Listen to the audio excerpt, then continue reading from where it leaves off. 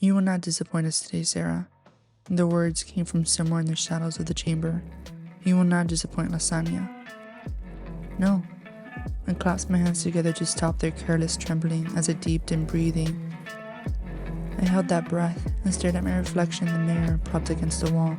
I had no reason to be nervous. I exhaled slowly. I will not disappoint you.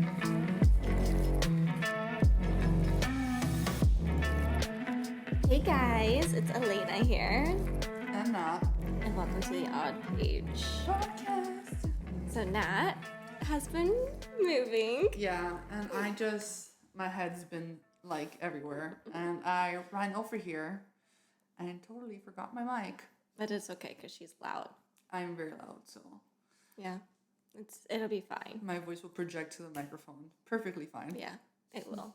If you haven't noticed, this bad boy is the book that we're going to be reviewing, which is A Shadow in the Ember by Jennifer L. Armentrout.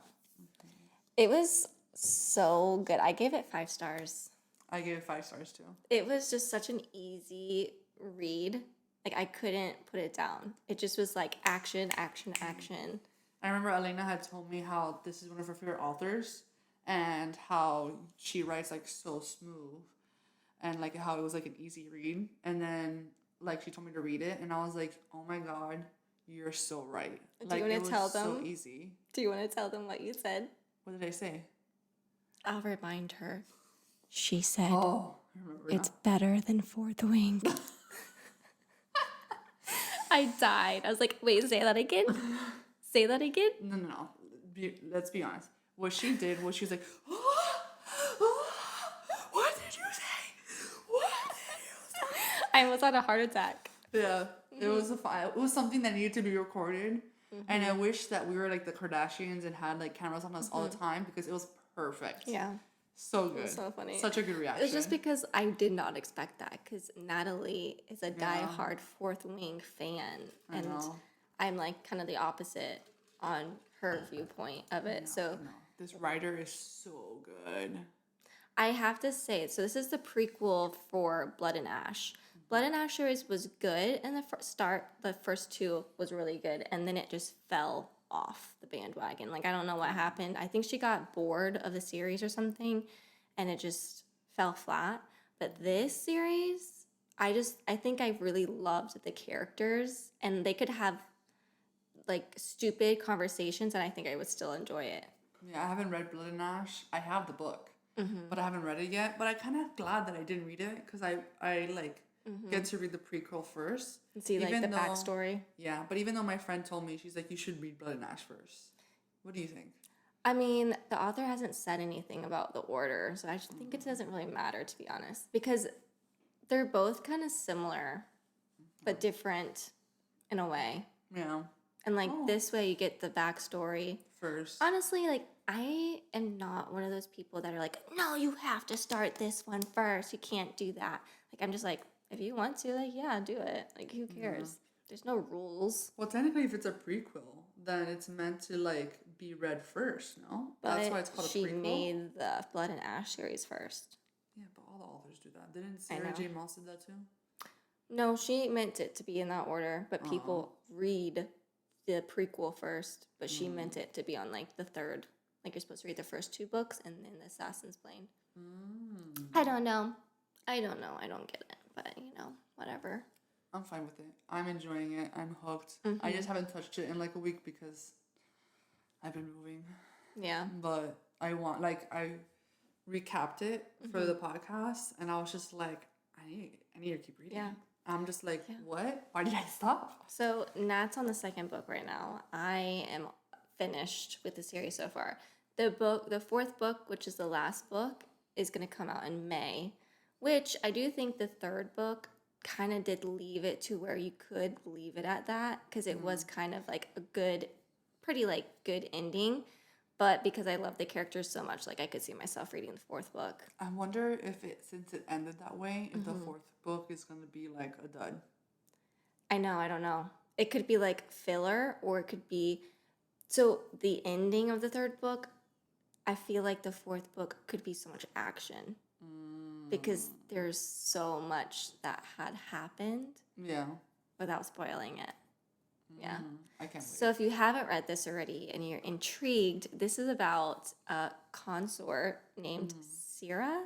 Well, her full name is Serafina. but Serafina. She goes by Sarah. Sarah, yeah. Or Sarah. It's Sarah. But it's 'Cause it's Serafina. spelled Sera. Yeah, because it's a nickname for her full name. Oh. I'm so sorry. But it's the full. Her full name is Serafina. Yeah. So like they're just taking the first four parts of her name, first letters of her name. So it's Sarah. Okay. Well, Sarah, who's a consort, and all her life, her mom pretty much trained her to be a badass. So, and pleasure and an assassin. She knows how to fight to marry this primal. So they get her all ready to marry this guy, and she has a mission. He comes in and he's like, "No, I don't need a consort." So now she's trying to live her life like, how am I going to stop this rot? Because she thinks that the rot, in order to stop it, is to marry this primal and pretty much kill him. That's what her family said, and that's what she was trained for all her life. And now that he won't take her, she's like so lost. Yeah. That's like sums it up. We're gonna need to explain a lot of things in what. Well, that's the description. Yeah, that's like the full description. Right. But like, there's so much. It's so good. So good. The tropes. What would you say tropes? I would say friends to enemy is one, Yeah. and then spice. Spicy. So much spice. Ooh, And good spicy. spice. It's good. It's like a spice. good level of spice. It's that kind of spice where if you read it in public, you get embarrassed. Yeah, you're like hot, and you're like, like, are they reading behind my it's back? like, do they know? Do they know what I'm reading? Yeah. Obviously, fantasy and romance. Yeah. We're like the romantic-y queens. Yeah. That's our genre. And it's like based back in the day, so kind of like Medieval? No, I don't say medieval. Not medieval, but like medieval meets fantasy. Yeah. You know? Yeah. Oh, obviously gods and goddesses. And dragons. Well, Draken. Yeah. Draken. Which are so freaking cool. I really liked how the author Yeah.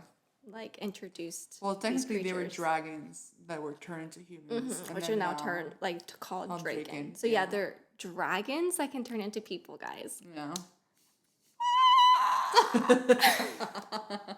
Like So good. so good. And like they're described like Chef's kiss. so good.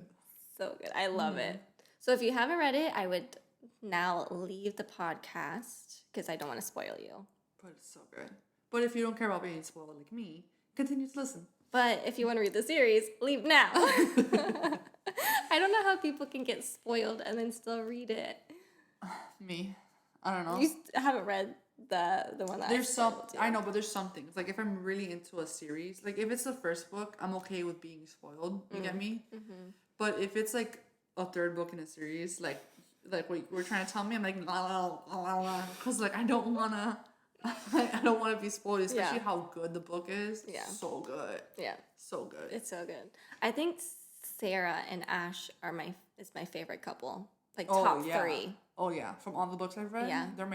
They have That chemistry. that chemistry and that spice. And Yeah. I love how she's not, you know me, I'm not a big fan of damsel in distress, and she's not. She is a badass. Like the definition of what a badass. She knows how to fight and give pleasure. The funny thing is the primal is a virgin. I know. Can we just talk about that first spicy scene? I died because I was not expecting that. I was like, when you told me, I was like, excuse me? What? so I was reading the first book and I think you were reading Iron Flame at the time. Yeah. And I was like, girl, the spice in this book. She's like, read it to me. I was like, okay. And I was just like, oh my God. It was like at the scene of the lake, and I didn't even know what was gonna happen because they were like talking, and I was just like, yawn fest. Yeah. But yeah, spicy she was real like, quick. he was like, show me what you like. I know. But you didn't find out until, I think it was until like later when she's in the Shadowland, where like he tells her like, "Oh, I'm a virgin," and I'm like, Well, she thought, because she was like, yeah, and then she was like, oh yeah. yeah, she predicted it. Yeah. Should we start from like the beginning? Whatever you want to talk about. Should we I'm do going to kind of sections? leave Nat for this because since I finished the series, it's very hard for me to like make sure I don't spoil. So I'm going to give it fully over to Nat. This is a new turn in our podcast. But Here I we want to go. clarify something. So, like, if for people that don't know, a consort is basically like a maiden in waiting.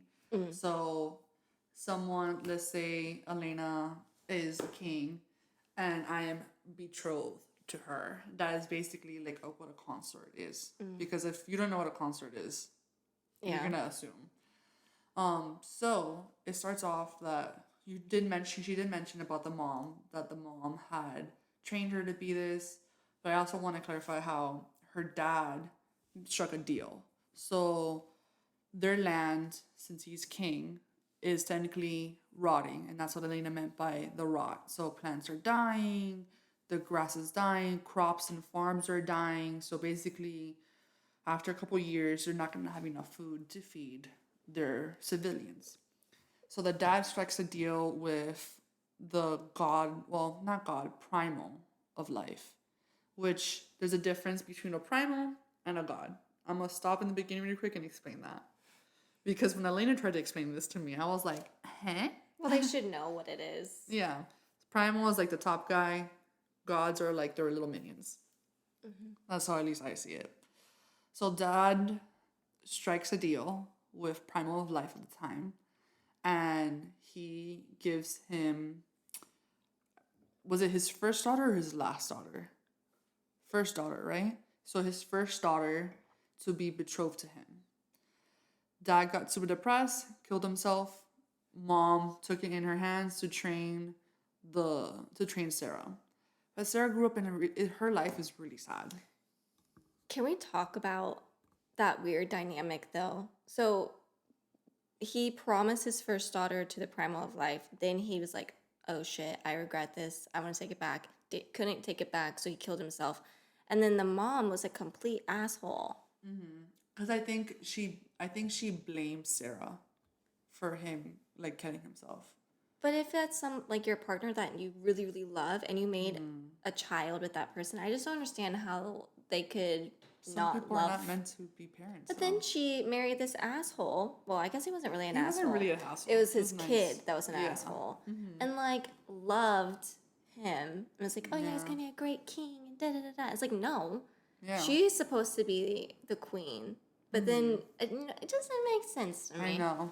I wish that she would have like explained that dynamic more, but at least where I'm at in the second book, there's still no explanation of it. I think it's because she's not in that world anymore, and she was just like, yeah, I don't care. Like, I don't care anymore. Yeah. But so then back to that, yes, weird dynamic.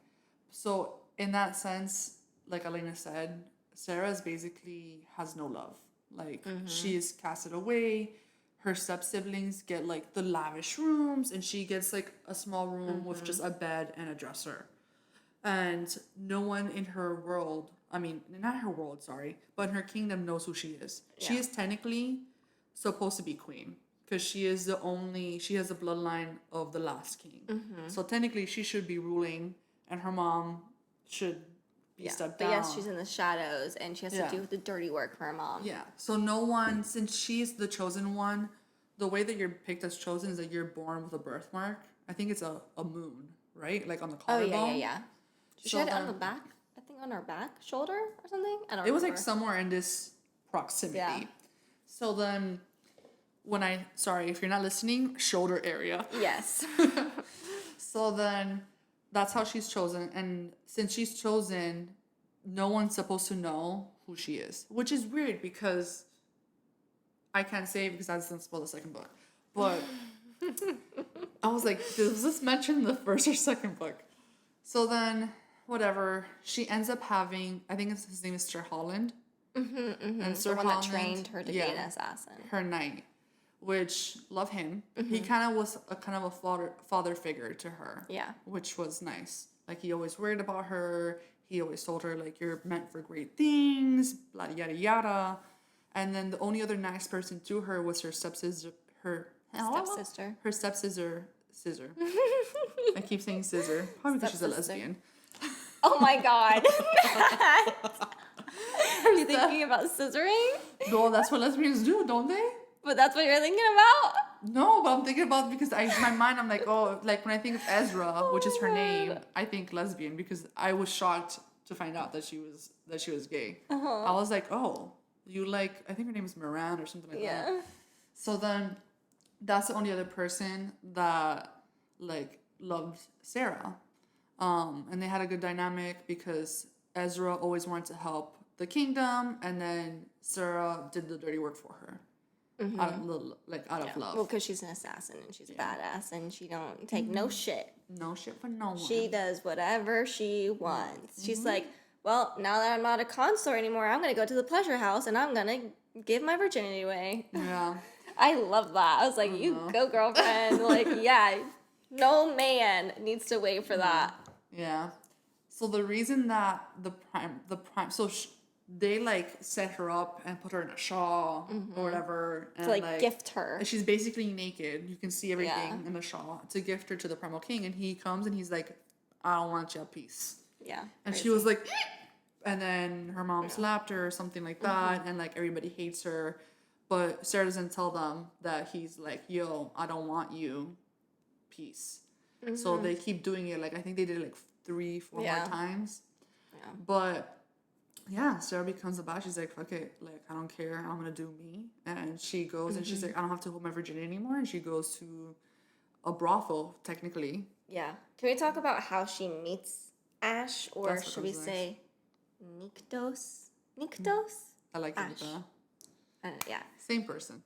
Well, I loved the way that they met because here she is still trying to be bad. Like, she's to the point, like Nat said, she has never been loved. So she's kind of very, very depressed. And so she sees these 3 gods killing a baby. And she's like, oh, hell no. Yep. Don't fuck with my people. Don't kill a baby. I'm going to go after these people. And if I die, I die. But they're coming down with me. And so later we find out Nyktos freaking was like, what the fuck are you doing, woman? Like, but she didn't know that it was him. well, yeah, she didn't know it was him, but he was like, what in the world? Which makes me think that he was watching her. Oh, like, for sure. Yeah, he was watching her. But he trying to make grabbed sure her she's and like, safe. Yeah. whoa, he grabbed her and put her And on it's his so body. crazy because now that I finished the 3 books, I know stuff that happened. And it's like, oh, I just want to tell you so bad, but I can't because it like all makes sense. It's like, you know, in those moments. But he somehow convinced her to kiss him to like hide from the gods, which is like you could have hidden without making out. Yeah, but it was spicy. It was spice and dice. Yep, and she bit his lip and got some of his blood, and that's where it all went downhill. She got some of his blood in her body. Yeah, And that's where it all begins. So in hindsight, she has a power that no one talks about. That her family's, when they find out, they're like, don't tell anybody, because she's promised to the primal of death, and she has a power to bring things to life. So technically, it's like stealing The souls from him. From him. So they're like, oh shit, you're gonna make him mad, dog. Like you gotta zoop and like not say shit. And when she tasted his blood, was it a finger that she bit his finger? No, his lip when they were making out. And Because she's savage. yeah. So the way that she has his power is because Nyktos' dad, what was his name? I think it's Ethos, but I don't really I think it might be Ethos. He put a piece of his power because he was the last primal of life, and he also grabbed. I think it's at the end. Okay, he also grabs Ash's power of primal of life, and puts it into her.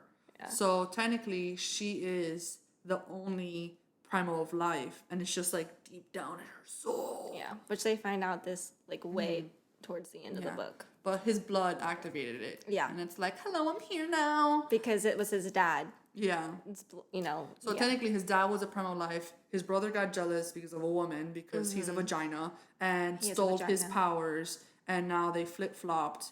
Yeah. And what's his name? Colsis? Collis, I think. Colis? I think it's Colis. But we can call him Vagina. Yeah. He's Vagina. I don't like him. His name is Vagina. Yep. All because he fell in love with a mortal, which is very giving me Persephone and Hades vibes. That fell off a freaking bridge. Like, dude, if she was so scared of you that she fell off a bridge, why do you still want her? Well, yeah, but didn't it give you Persephone and Hades vibes? Yeah. He's like, oh, I love you, mortal. Just from the look of you, I fell in love. You're mine. And then she died. And then she was happy. She went to the afterlife happily. She didn't want to be brought back. But yet... his dumbass stole his brother. His brother was like, no, I'm not bringing her back. Because she's happy. Yeah. And then he was like, nah, dude. And basically stole his brother's power, swapped it, and brought her back. And she was pissed. And then I think she died again. So now... I can't say it because I don't know if it's in the first book. So I can't say. But... you can't even tell me, because if it's in the third book... I can't say. But... yeah, I feel really bad. Well, we do know. I think so. Oh, never mind. Yeah, that's what I'm like. I just feel bad for the girl. No, that's in the first book. That was in the recap that I watched. Okay. So dad, I like that we call him dad, because dad. So dad put brother's suicidal girlfriend, who was never really suicidal, his girlfriend, not even, she was suicidal, well, not even, whatever. Are you sure? Yes, positive. Okay. Because when they told her about the power, that she had the primal life in her, they also told her that her soul is in her. Okay. Yeah. I can't remember. Like, I don't want to spoil anything, but poor girl. Poor girl. So then she's like freaking out. She's like, my soul is not my soul. She thinks she's this her. Power. And like, she's just being a straight up vagina for a second. And I'm just like, dude, chill. Like. Well, I mean, if you find out that. Yeah, but like in some way, you know, like if you believe it, people reincarnate, you know, so. Yeah, well, it touches on it later in the series, which is nice to get that resolution. But yeah, so that's basically the sum of it. In between, there's like battles and spice and a lot of sex, and it's just like... I love how it's not just fucking porn. Like, no, it's so good. Okay, so my thing that I really love about this book and why I just flew through it is because the chemistry of the characters, and not just Sarah and Ash, it's with all the characters. You can tell that Ash really loves all his gods that it's under him, and his friends, and like even his people. The dragons or the Draken. Like every connection and every character that's introduced is, they're a side character, but they mean something. Whereas, you know, some other books, sometimes they're just like, okay, I don't remember who this person is. Like, they don't matter. The way I don't know how she does it, but the relationships are just so, it feels real. It feels so good. It feels like an actual yeah, like I feel like I just read someone's diary. And she also talks like how we talk. Like modern. Yeah. She talks very modern. Yeah. Which I like. Easy. So it's easy to read. Yeah. But we also have to talk about how Sarah, was supposed to assassinate Ash. That's a big thing. She was getting feelings, and then she was like, I have to do this, but I don't want to. And then he found out. Well, she let it slip. And like, they were finally going the right direction of love, and she fucked it up. Yeah, but if she didn't fuck it up, we wouldn't have never gotten blood from her. Do you remember that? Oh. I know. Oh. One of his Draken, I forget what his name is. The same Nactaus. Same thing as like Nictus, but Noctis. Yeah. Like and he was like, no, he needs you. Go in there. You're his Be piece. a badass. Like, she always calls him his piece. Yeah. Or he always calls her his piece. Because he knows. Yeah. Like because he's old. And they can smell it. Yeah, he's old though. He like was with his dad. His dad is who made him. Yeah, he was the first dragon that was turned into a person, a human. Yeah, so he's like very wise, and he's like, no, Sarah, you're gonna go in there. You're gonna be a badass. You're gonna give him your blood because he needs it. And then so she did, and spice and dice. I just really loved everything about this book. Even the side characters, like he has like specific gods that are always with him, and like It's so good. it's so good. And the war. And they're easy to remember too. Like these Yeah. other books where there's like a bunch of side characters and you forget. Like these are Iron so easy. Yes. And like these are just so easy. Also because I think it's not a lot of people. Yeah. You get me? It's only like what, like 4 or 5 people? Yeah. Well, the Draken too, but when they're in war and stuff and people or the Draken die, it's so sad. But it has to happen. You can't go to war and no one dies. Yeah. I don't want to know anymore. I feel like she's giving me like a little. Does he die? No, I'm just saying, like who's dying? they go and they like fight and stuff, and like who's dying? Oh, quiet. No. No one's dying. Oh, is he the baby? Oh no! I'm just saying, in general, don't cry. Oh my God, Nat's crying. Oh Who dies? God. No one's dying. I'm just saying it's war and people die. But she's the life, so she brings people She can bring back. people back. Oh God. Did I say too much? I didn't say anything. Okay. Maybe I'm gonna stop talking. Okay, Nat, take over. So then, where do we leave off? So yeah, she tries to kill him. Doesn't work out. But now everyone hates her. Everyone hates her. In the end, they end up like falling back in love with her. Well, yeah. Yeah. Because she's a badass. And she learns, like, he's not the one that she needs to kill. Yeah. So then they grow respect for her and they're like, oh, okay, you're doing it for your people. And then while she's there, people are trying to kill her. I feel like people are starting to find out who she really is.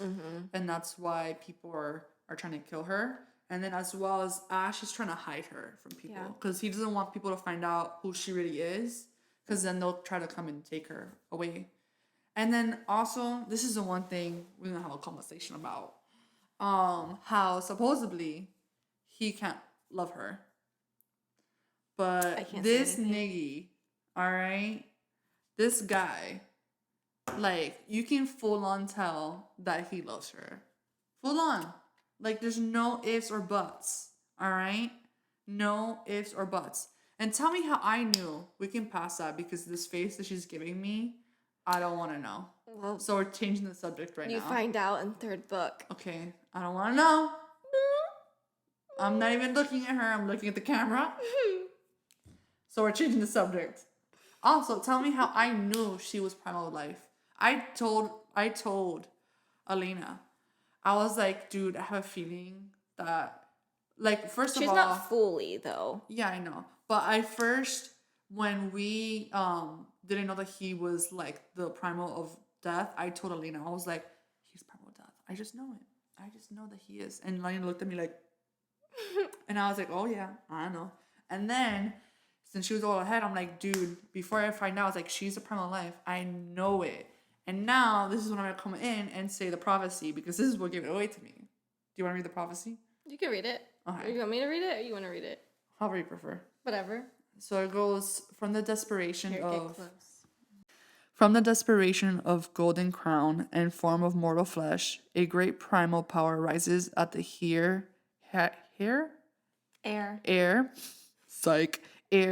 to the land and seas, to the skies and all the realms, a shadow in the ember, a light in the flame, to become a fire in the flesh.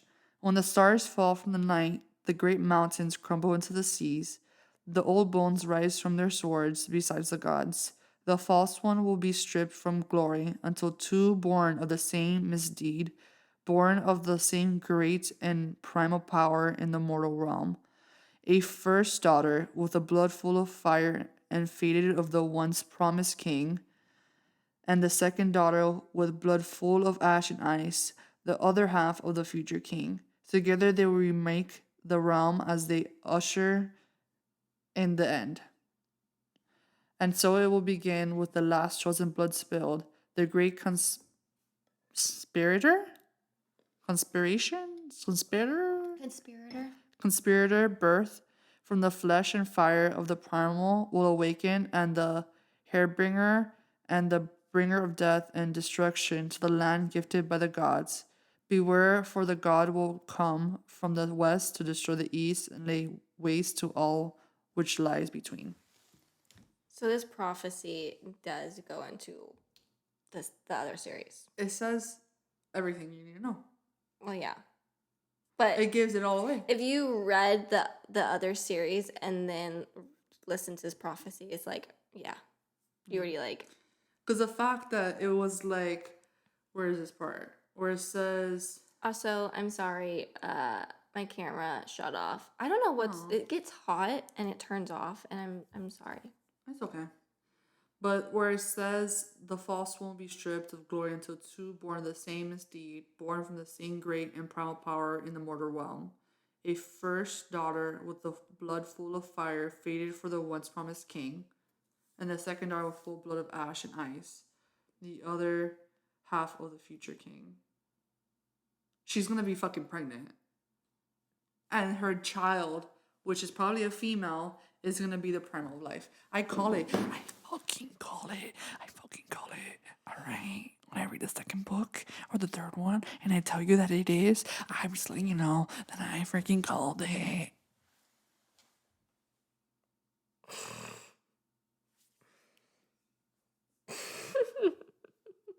I'm giving Elena a look. Because I know I'm right. I can't say anything. Not allowed.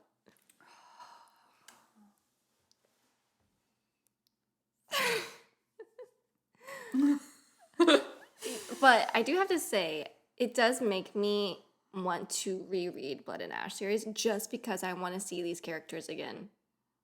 I heard what's her name, Penelope, is in Blood and Ash. Mm-hmm. Yeah, that's the only thing I know. Mm-hmm. Don't tell me the rest. Okay, you can tell me the rest. Who else is in there? I think the Draken does make an appearance later in the series. Oh, okay. And I think, no, never mind. I can't say. Well, it's not really a spoil. Okay. They do go into stasis. Okay. And so I think they awaken towards the end of the series of Blood and Ash. So I'm like, I want to see them again. You do kind of give it away. Because she said that you can only be a god, or you can only be a primal, or a god to go into stasis. Oh, shit. That's fine. I had a feeling. Because I'm always fucking right. I always can tell. Alright? I foresee the future. Well, if you read Blood and Ash, you already, like... Well, I sorry. didn't. It's okay. But now I know. Maybe I should take it out then, because I don't want to spoil people. It's fine. I don't think so, because a lot of people are going to read Blood and Ash first. Yeah. You get me? Yeah.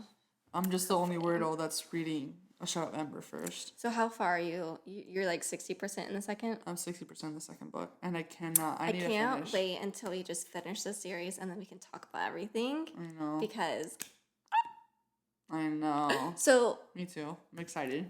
I do have to say, the rating did go down a little bit. Oh, really? So I think for book 3, for book 2 and 1 4? was 5 stars. Book 2 is 4.5, and the third book was a 4. Okay. Just because... I feel like this author does that, from what you've told me. Well, I think it was necessary for this series. It makes sense. I can't say it. But the third book, if you read it, you're like, okay, this has to happen, but I don't like it. And yeah. I can't say. I don't want to spoil it, but like I still really loved the book because you got to figure things out the same as the character, and a lot of things make sense. Like a lot of the questions were answered in the third book. Hopefully, guys, next podcast will be about book 2, maybe book 3, depending on how fast I can read. Well, this series, I feel like it's so easy. It's just like so good. I want to buy the 4th book in May, and then I want to just buy the whole series of Blood and Ash at this point. Yeah, I need to I want to pre-order the 4th one, so Yeah. I don't forget. I know, me too. I would be so pissed off if there's like a special edition The Barnes and Noble has a special edition. of the series. So not the 1st book, but the 2nd, 3rd, and 4th. You've seen them. But I have the Blood and Ash series on my Kindle, the 1st and 2nd, and then I bought the 3rd in paperback. But now I want it all the same height as this series, so I want to like buy everything in hardcover. But then I'm like, Elena, you didn't even really love that series that much. But then I'm like, well, now that I know the backstory, You need to get it. maybe I need to just get it and reread it and just fucking do it, and maybe I like it more. Do it. Not. I'm an instigator. Do it. It's gonna look so good on your bookshelf, I and then it'll give you know, a reason to get another bookshelf. You know how expensive? They're like 6 books. Oh shoot, 6 books? Yeah, that's why it went downhill, because she did a lot of filler.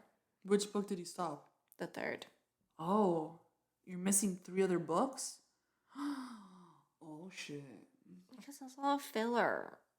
A lot of filler. She did. Watch a me lot of read it, filler. and I freaking love it. Yeah. Always happens. I feel like you don't mind filler. I feel like I have low expectations all the time. I think for you, you read it for entertainment. Like, it doesn't matter. Yeah. Like, you don't, like, whereas me, I do rely on the plot. Mm-hmm. Like, I need something. Like, you already had the same conversation 10 times. Like, give me something. Like, did she die? Did someone die? Like, fucking do something. Yeah. Give me some action. Yeah. Like, I need action, I think. I don't really mind filler. Because Well, I find filler entertaining because filler answers a lot of questions. to a point. Yeah.